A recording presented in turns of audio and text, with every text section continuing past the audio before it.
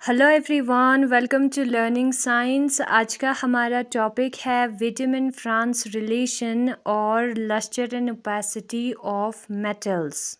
तो लिखते हैं इस टॉपिक को कॉपी पर। टॉपिक का नाम है Wiedemann Franz relation. Vitamin Franz relation में के अपॉन सिग्मा जो है वो कांस्टेंट होता है, जहां पर के है हमारा थर्मल कंडक्टिविटी, सिग्मा है इलेक्ट्रिकल कंडक्टिविटी और वो हमारा कांस्टेंट होगा। उसका रेशियो, थर्मल कंडक्टिविटी और इलेक्ट्रिकल कंडक्टिविटी का रेशियो। हमने थर्मल कंडक्टिविटी का वैल्यू पहली वाले वीडियो में निकाला था, जिसमें के जो है 1/NV लैम्डा KB के बराबर होता है, जहां पर KB बोल्ट्जमैन कांस्टेंट है, और सिग्मा का वैल्यू उससे पहले वाले वीडियो में निकाला था, जो कि बराबर है Ne² lambda V divided by 6KB के। उन दोनों वैल्यूज़ को हम पुट करेंगे के और सिग्मा का वैल्यू और देखेंगे कि क्या मिलता है। के जगह पर पुट करना है 1/2NV लैम्डा KB और सिग्मा के जगह पर पुट करना है Ne² लैम्डा V। 6kBT जो है वो ऊपर चला जाएगा क्योंकि वो थर्ड में डिवाइड में आता है। ठीक है, अब यहाँ पर लैम्डा जो है वो कैंसिल होगा, V भी कैंसिल होगा और N भी कैंसिल होगा। ये जो 2 है वो नीचे है, 6 ऊपर है, तो 2 3 6 होगा। जो चीजें बचती है उसको हम लिखते हैं। सबसे पहले यहाँ पर KB हमें लिखना है, जो कि 2 है तो आएगा KB का स्क्वायर, और 3 भी बचता है तो 3 को भी हमें लिखना है, T भी हमें लिखना है, और डिवाइड में बचता है E का स्क्वायर। अब ये जो तीनों टर्म है 3KB का स्क्वायर डिवाइडेड बाय E का स्क्वायर, वो कांस्टेंट है। इलेक्ट्रॉन पे जो चार्ज है उसका एक कांस्टेंट वैल्यू होगा। बोल्ट्जमैन कांस्टेंट जो है वो कांस्टेंट है, 3 भी एक कांस्टेंट है। तो इससे हमें पता चला कि जो K अपॉन सिग्मा है वो डायरेक्टली प्रोपोर्शनल है टेम्परेचर से, यानी कि जितना ज्यादा टेम्परेचर इंक्रीज होगा उतना ज्यादा K अपॉन सिग्मा का रेशियो होगा, या जितना कम टेम्परेचर होगा उतना कम K अपॉन सिग्मा का रेशियो होगा, और उसी को हम कहते हैं विटामिन फ्रांस रिलेशन। फिर हम लिखेंगे दूसरे टॉपिक को, जिसका नाम है लस्टर एंड ओपेसिटी। ओपेसिटी जो है वो ट्रांसपेरेंट का ऑपोजिट है, और लस्टर का मतलब जो चमकना होता है, मेटल्स जो चमकते हैं उसे हम लस्टर कहते हैं। ठीक है, ये भी हमारा theory free electron theory explain करता है, फ्री इलेक्ट्रॉन गैस थ्योरी। हम सपोज करते हैं कि ये हमारा एक मेटल है और यहाँ पर इलेक्ट्रोमैग्नेटिक रेज जो है वो इंसिडेंट हुआ। इलेक्ट्रोमैग्नेटिक रेज में विजिबल लाइट भी आता है। ठीक है, तो हम सपोज करते हैं कि इस मेटल पे लाइट पड़ा। अब इस मेटल के अंदर क्या होंगे, फ्री इलेक्ट्रॉन्स होंगे। इस रेज के आने की वजह से ये जो फ्री इलेक्ट्रॉन है वो ऑसिलेट करना स्टार्ट करेगा। वो जो है इसके एनर्जी को अब्सॉर्ब करके ऑसिलेट करेगा। अब इसने एनर्जी अब्सॉर्ब कर लिया है तो लाइट जो है वो गायब हो जाएगा। तो ओपेसिटी वाला प्रॉपर्टी जो है इस रीजन से हमें देखने को मिलता है। ओपेक होता है, इसलिए मेटल ट्रांसपेरेंट नहीं, इस लाइट को अब्सॉर्ब कर लेता है, इसलिए ये ओपेक है। नाउ ये वाइब्रेट होने के बाद कुछ समय बाद अपने इनिशियल स्टेट पर वापस आ जाता है, और जिस रे को इसने अब्सॉर्ब किया है उसे वो बाहर निकाल देता है लाइट के फॉर्म में, और ये जो प्रॉपर्टी है उसको हम कहेंगे मेटल का लस्टर। ये रिटर्न होता है इनिशियल स्टेट पर, एनर्जी अब्सॉर्ब किया, वो एक्साइटेड स्टेट में चला गया ना, उसी एनर्जी को बाहर निकाल के वो अपने इनिशियल स्टेट पर वापस चला जाता है, और उस प्रोसेस में वो फोटोन इमिट करता है, लाइट इमिट करता है। ठीक है, तो वो सेम एनर्जी को बाहर निकाल देता है विजिबल लाइट के फॉर्म में, और वही है हमारा लस्टर, जिसको हम अभी बुक में पढ़ेंगे। सबसे पहले विटामिन फ्रांस रिलेशन है। विटामिन और फ्रांस ने 1853 में डिस्कवर्ड किया। डिस्कवर्ड का मतलब है उन्हें पता लगा। ठीक है,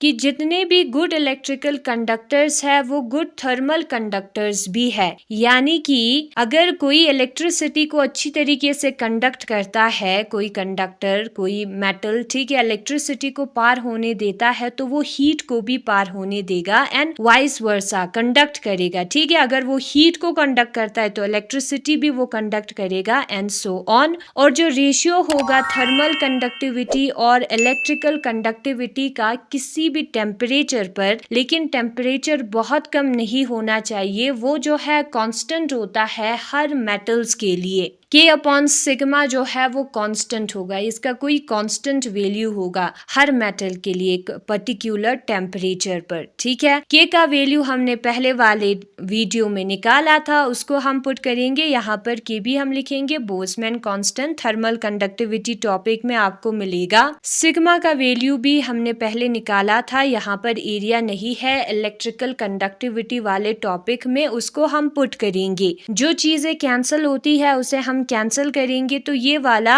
वैल्यू बचेगा। ठीक है, अब यहाँ पर ये तीनों कांस्टेंट है तो K अपॉन सिग्मा जो है वो टेम्परेचर से प्रोपोर्शनल होगा और इसी को हम कहते हैं वीडमैन-फ्रांस रिलेशन। नेक्स्ट टॉपिक है lustre and opacity of metals. जब भी कभी इलेक्ट्रोमैग्नेटिक रेडिएशन एक मेटल पर फॉल होगी, ठीक है, it produces force oscillation in free electron. तो उसके अंदर जो फ्री इलेक्ट्रॉन है, हमने फ्री इलेक्ट्रॉन थ्योरी में मेटल में फ्री इलेक्ट्रॉन होता है कंसिडर किया था, उस पे फोर्स लगेगा और वो ऑसिलेट करेगा। ठीक है, फोर्स्ड ऑसिलेशन उसमें होगी जिसका वेलोसिटी, ऑसिलेशन का वेलोसिटी जो है वो इलेक्ट्रोमैग्नेटिक रेडिएशन से सेम होगा, वाइब्रेट होगा ये इलेक्ट्रॉन्स। और जो एनर्जी है इंसिडेंट रेडिएशन का वो अब्सॉर्ब हो जाएगा, फ्री इलेक्ट्रॉन अब्सॉर्ब कर लेगा और जो मेटल है वो हमें इसलिए ओपेक नजर आया है। ठीक है, लाइट को अब्सॉर्ब किया है इसलिए हमें कुछ नजर नहीं आया है, ओपेक है। अब the excited electron on returning to its initial state emits a photon. अब ये जो इलेक्ट्रॉन है वो एक्साइट हो गया है क्योंकि उसने एनर्जी अब्सॉर्ब किया है। अब वो दोबारा अपने ओरिजिनल स्टेट पे जाएगा तो उस वक्त वो क्या करेगा, जो एनर्जी उसने अब्सॉर्ब किया है उसको बाहर निकालेगा फोटोन के फॉर्म में। ठीक है,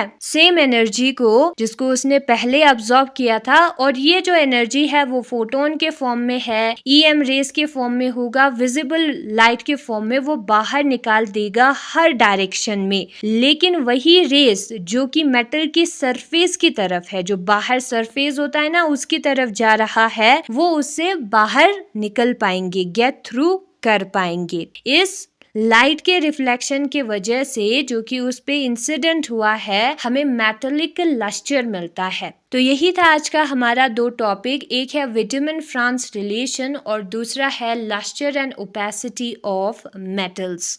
तो आप समझ गए, फ्री इलेक्ट्रॉन थ्योरी का यूज किया है। ठीक है, आप देख सकते हो।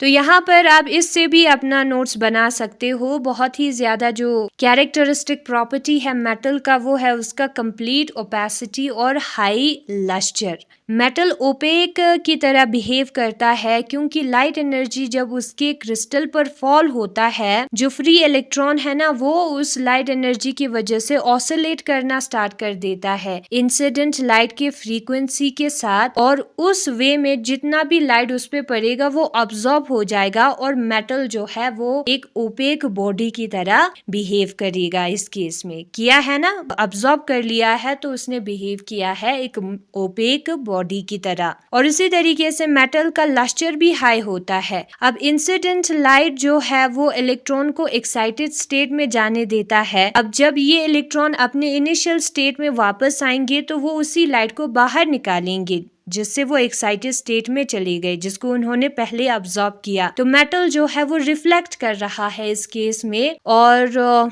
इससे उसका जो मेटेलिक लस्टर है वो हमें मिलता है बोलकर आप यहाँ से भी नोट्स लिख सकते हो। और ऊपर वीडमैन-फ्रांस रिलेशन दिया है जिसमें रेशियो ऑफ थर्मल कंडक्टिविटी और इलेक्ट्रिकल कंडक्टिविटी जो है वो टेम्परेचर से प्रोपोर्शनल होगा, यानी कि जितना टेम्परेचर इंक्रीज होगा ये रेशियो भी इंक्रीज होगा and so on. Thanks for watching.